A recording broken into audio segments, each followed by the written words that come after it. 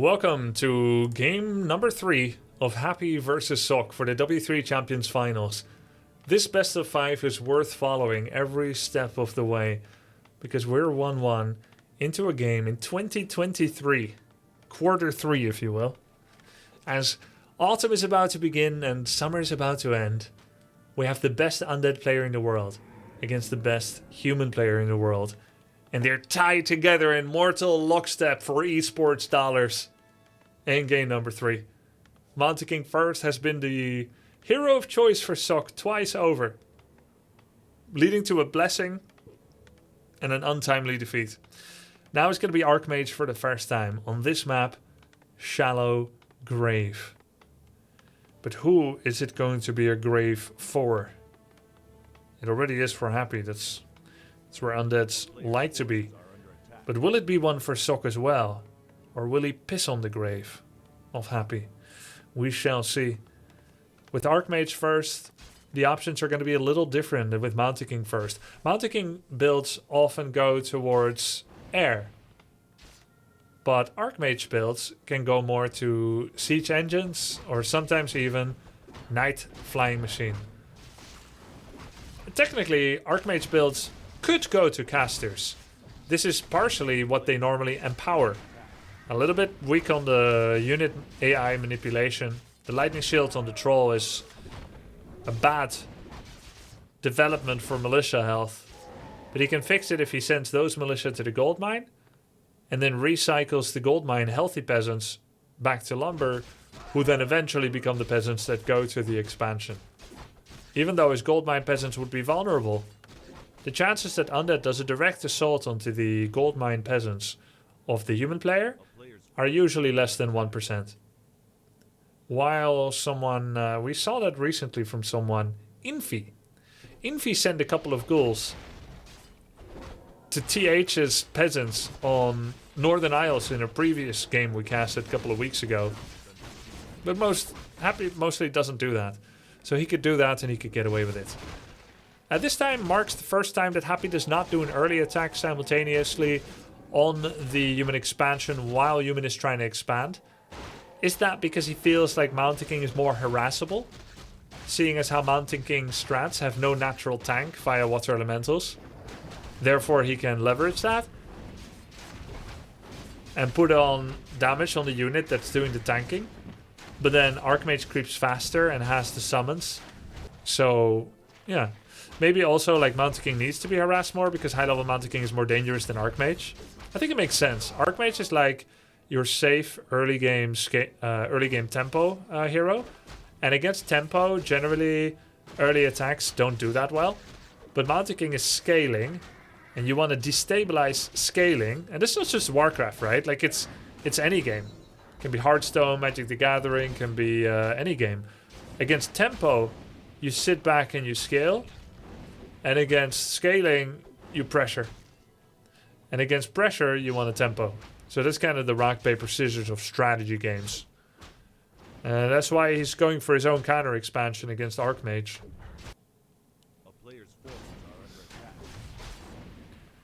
Where's Happy from? He's from Russia. What part of Russia? The dangerous part. Which is all of it. No, he's from Moscow, actually. I've been to Moscow back in 2007. It was nice. Very beautiful subways. I had some borscht. So Lich is fast expanding again. For the first time, actually. It's something he does often, but he hasn't done it yet against Mountain King. Now, Sock is the attacker. Using his early bonus army in water elementals and killing ghoul after ghoul. A little bit of a lag spike there. And it affects both streams. Both the webcam stream as well as the clean feed stream. So at least it's consistent. And it was actually Carson, one of our casters, that was lagging a bit. And I think we're all caught up again, so we good. Actually, borscht is actually a Ukrainian dish? Really? I see. Didn't know that. Ring of Regeneration on Lich. Really good. This item was criminally underrated throughout many years in Warcraft. I always loved that item, but I saw a lot of people sell it. It's insanely good. I see that in Dota 2. This item is not underrated. In Dota 2, people know how good it is. And I'm assuming that even in Dota 1, people knew how good it was. Generally, hero and hero item value was scrutinized and understood better in Dota than in Warcraft 3, I feel like. Because hero controls all you do in Dota, for the most part. There's a couple of micro heroes that have more units, but it makes sense. First of all, Dota would end up having more active participants to the esports, to the competition, than Warcraft 3.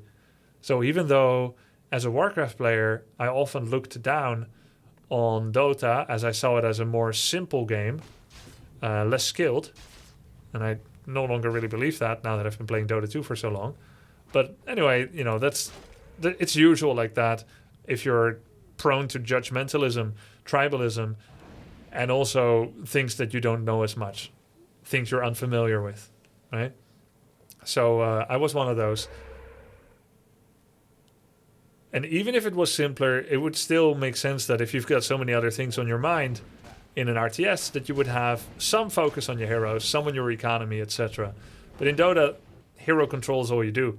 So it would make sense that they know the value of items and that they learn about the interactions of different items and power levels more. Suffice to say, Ring of Regeneration is really good. Sobi Mask was always very highly valued by everybody, but Ring of Regen not so much. And it kind of makes sense because in a way, attack upgrades are better than armor upgrades. Why? Attack upgrades, you creep faster. Armor upgrades, you don't creep faster. You do stay healthier while creeping, but you don't creep faster, right? So when it comes to creeping fast, attack upgrade helps, armor doesn't. What is mana except the ability to create units, summons, or to deal damage? So essentially mana is the attack upgrade of heroes. Whereas Ring of Regen, or Ring of Protection, is the armor upgrade of heroes.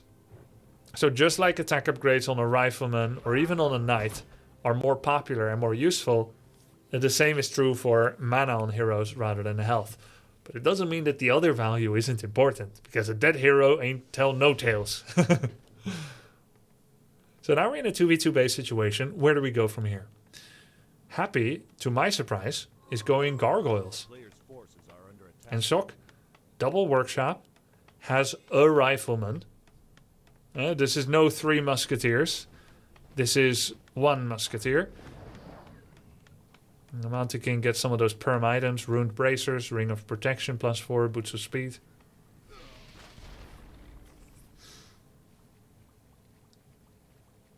Gargoyles. How many? Is it mass? Yeah, it's mass Gargs. I would have never predicted this would be a serious strategy. 2v2 base, mass Gargoyles. Well, I never. A little bit of lag again. And you see the observer doing like the move thing. He's telling Carson to get out of the game. I sure hope the players aren't lagging this much.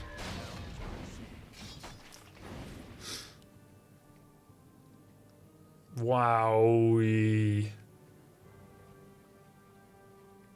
It's possible that only the casters are lagging and that this is not a travesty of the fair process of a game. But it is what it is. Without W3 champions, we wouldn't have any intercontinental matches because the lag would be too bad. I learned that during the recent show match. W3 champion servers generally are much better than Blizzard servers for the game, because Blizzard can't afford it. You can't blame them for it. They cannot afford good servers. All their money is going to D4 season updates. But that doesn't mean they're perfect, and sometimes they'll lag a bit. Like spike like this. So, Gargoyles. First upgrade, Creature Carapace. Second upgrade for Happy, also Creature Carapace. So he's going 0-2 Gargoyles. And that's because he wants to reduce the amount of damage he's taking from flak cannons. Gargs will get hit by flyings before they will hit back. So in this case, it's a deviation from the usual formula of attack is better than defense. sometimes defense is better than attack. For instance, if you are a porcupine against a pack of wild coyotes, you'll never get to attack them back. All you can do is defend. Or like a turtle against a shark. It's better to have your armor be too thick than to try and do that snapjaw attack on the shark. So for now, Gargs are going to have a more passive role where they try to stay alive against the flying damage poke. He can always get attack upgrades later, I suppose. But for now, it's double armor upgrade. Gargs, it's getting destroyer form upgrade. You know what would be cool? A frost worm. I'm not asking for anything crazy here. Is that asking for too much? One frost worm? Just one frost worm. Just make one. They did it in Game of Thrones. Can't we have one? We're better than Game of Thrones, no? Happy is better than Game of Thrones, no? Because he never disappoints. We have a Cloak of Flames for Death Knight, a very lackluster item from this camp. Not what you want. Death Knight is not someone that likes to maintain contact to enemy melee.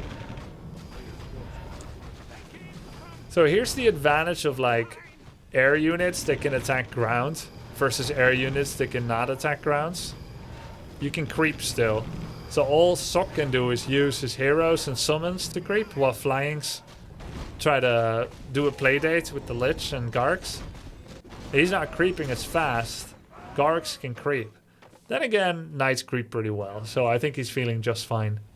And it gives him a chance to do some multitasking with the Gargs. Catch, with the Flyings, catch a couple of Gargs. So where does this go from here? Whoa! Advanced Creature Carapace. It's a really expensive upgrade. He's going to go 3 armor. And even though you may think, hey, Dreadlord, Vampiric, right? Because Gargs have melee attack. Yeah, it could work. But he's actually going for Sleep and Swarm. Carrion Swarm now deals damage to mechanicals. I believe that's a Reforged change 3 years ago. Actually made Swarm a lot better. You can now hit Glaive Throwers, Meat Wagons, Flyings, Siege Engines. There we go. That Swarm, I don't think it hit a lot. It hit some Knights. Gargs don't have a heal score anymore, so they're actually getting shredded by the Flyings. Meanwhile, though, it's Ghouls against Knights on the ground. Actually, kind of an even battle in the air. Gargs and Flyings died in even numbers. Add like 3 Gargs or 1 Frost Worm, and Happy would have smashed the air battle. Add 5 Flyings and Sok would have smashed it, but it was kind of close. If he had 1 worm, though, just rash 1 worm, put it in front, it's going to be invincible. 1350 health with 3 armor upgrades. That's like 2000 effective health or something. That's a lot of damage. 1 Garg down. Oh, that's a money Carrion Swarm. Another 2 Gargs down, I believe. I think I heard about 5-6 Flyings die. Paladin needs level 3. And he's not gonna get it. There are 2 more small green camps on the map. That means Paladin can be level 3 if he finds it. They have rinsed the map of creeps. They say creeps do not belong here. We have 3 attack upgrades on the Flyings, 3 armor on the air for Happy, and he is getting an attack upgrade as well. And likewise, Sok now with an armor. Interesting. Triple workshop production on Flyings, 3 Knights. And Sok kind of needs to make sure that there is a continuous air production, otherwise he could overshoot. Right? Imagine Happy suddenly switches to Fiends. I don't think it's lovely because Knights counter Fiends. But let's say they ever go back down to 50 pop and then Sok goes back up to 70-80 with Flyings, but Happy actually has like 10 Fiends. I don't think Sok is going to be happy with that. Nor do I think Happy's going to Sok with that. Flyings straight after the Gargs. They're going full melee. Decent amount of Flyings die. That's not the positioning he wants quite.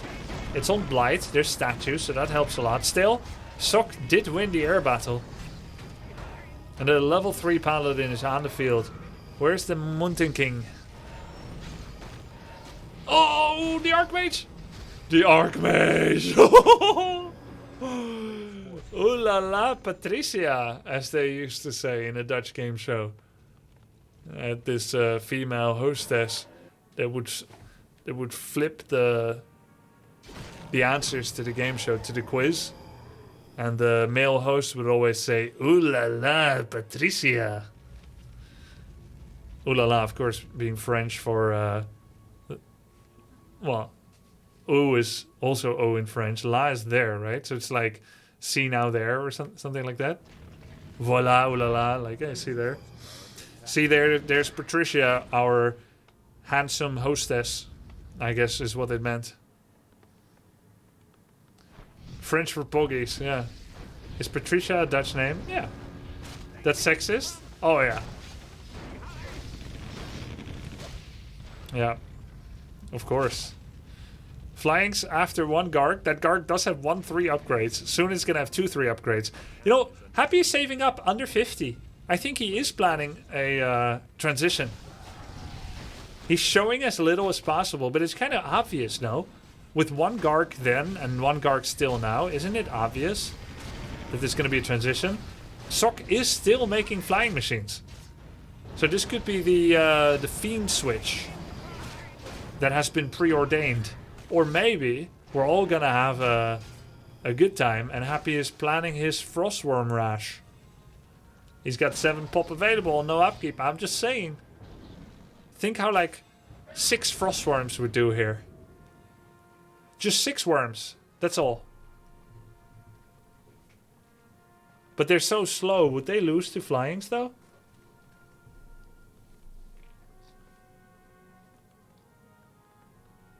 Yeah, French is sexist.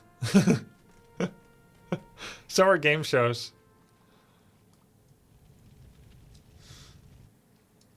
Hey, Spellbreaker. Interesting. Spellbreaker. What's the idea here? Okay, there's a few reasons to make Spellbreakers. Tell me which one rings as truth. Spellbreakers are immune to magic, so they cannot be attacked by Coil Nova, nor by destroyers. They also burn mana, so they help a little bit in the focus fire of Death Knight, Lich and Dreadlord. It does a bit of extra damage, mana feedback, and it removes some of their mana, which is nice. It's like neutering the enemy's attack potential because they have less mana.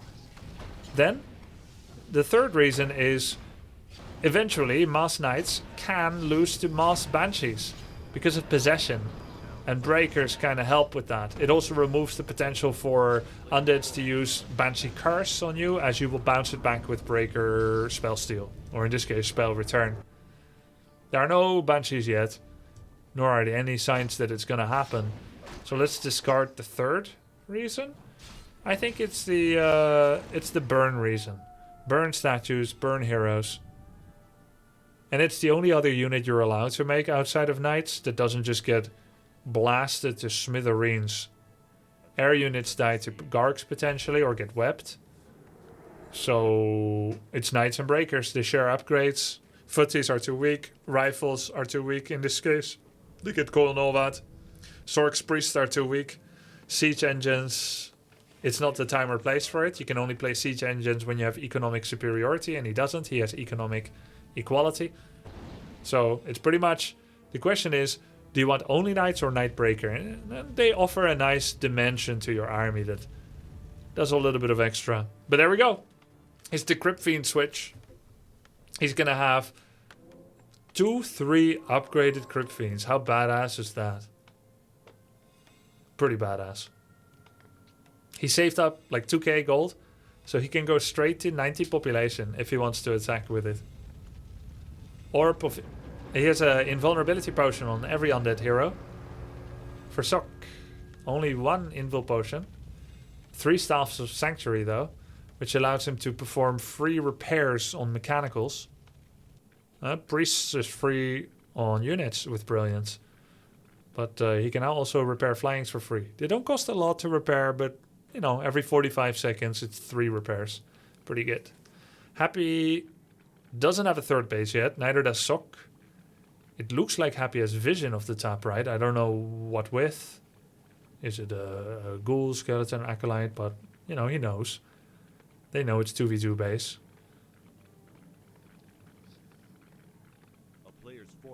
Sok's been on 80 pop for a while. Don't think he wants to go to higher than that.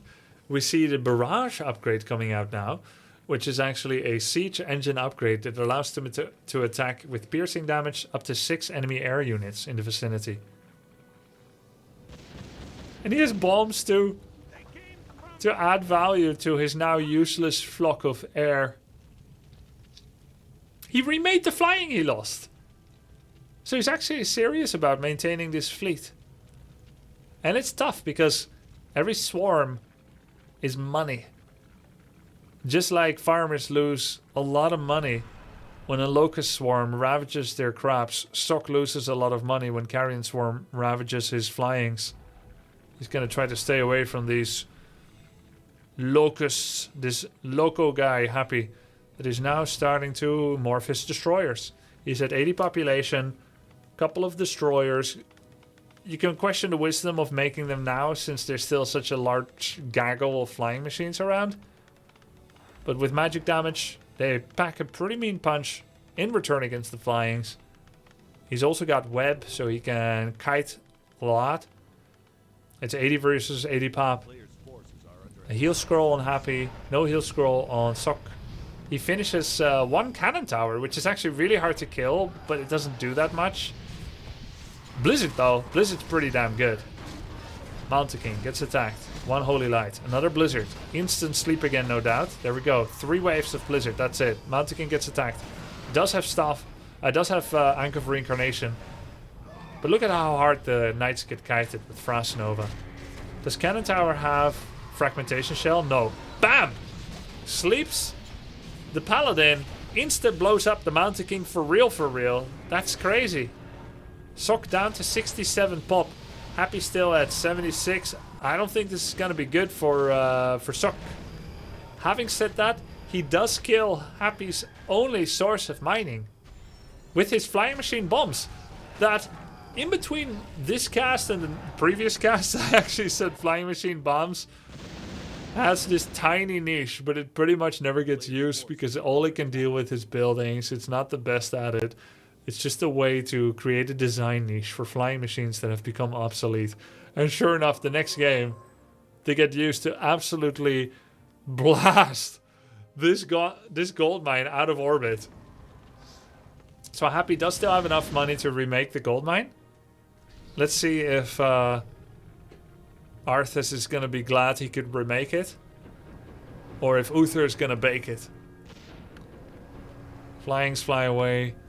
Dreadlord now has a... well, I wanted to say he used the Staff of Telly, but it looks like he instantly sold it to buy a mana pot. Did he really? 700 gold left for Sok. That's about all that he needs to remake the base in the top right. Considering he's losing 40% to upkeep, 30%. 30%. 40 is right out. He needs to not spend any money and then he can expand top right again. But is it any good to expand against Happy, who's got the spider senses, to know when a base is coming up? Right? You spend all that money, the remaining 600 gold you've got, to expand and it just dies again. Better make sure you can beat the enemy army. And then just play no income versus no income. Rely on Staff of Sanctuary to be cast efficient. Pretty tough playing against sleep. You've got this Staff of Sanctuary confidence that you can keep things alive. But then when you bring in sleep, that can change things a bit. Alright, you can stop blizzarding now! But sire, we'll be heating our own people! Fire! And that's a lot of blizzard waves on the night. Happy is like hovering his sleep button on the Archmage. He's like, I'm always gonna cancel the blizzard with sleep. Actually, do I need to? I don't need to. Oh, flying machines being a little bit of a heal Happy decided to re-expand to a base that still matters. Chasing the flyings with destroyers. Could go get that fancy burrow upgrade. So he could ambush a couple of flyings. Then again, they have true sight. So it would take a pretty unaware Sock to fall for that trap. He wouldn't see them from afar though. He would need to like get close and be like, oh, there they are. And then I guess it'd be a game of reaction speed. Reacting is what Sock is doing to this expansion. Holy Light comes in. Gets the heal on the Mountain King. Blizzard is devastating. I would recommend stop blizzarding your own knights, first of all. And secondly, one knight on the expo to kill all the acolytes. But he doesn't really need to. He already killed the gold mine with the flying machines. So now it's all about the fight. It's all about, will Carrion Swarm hit the flyings, yes or no? Because otherwise he can't deal with the destroyers if he has no flyings.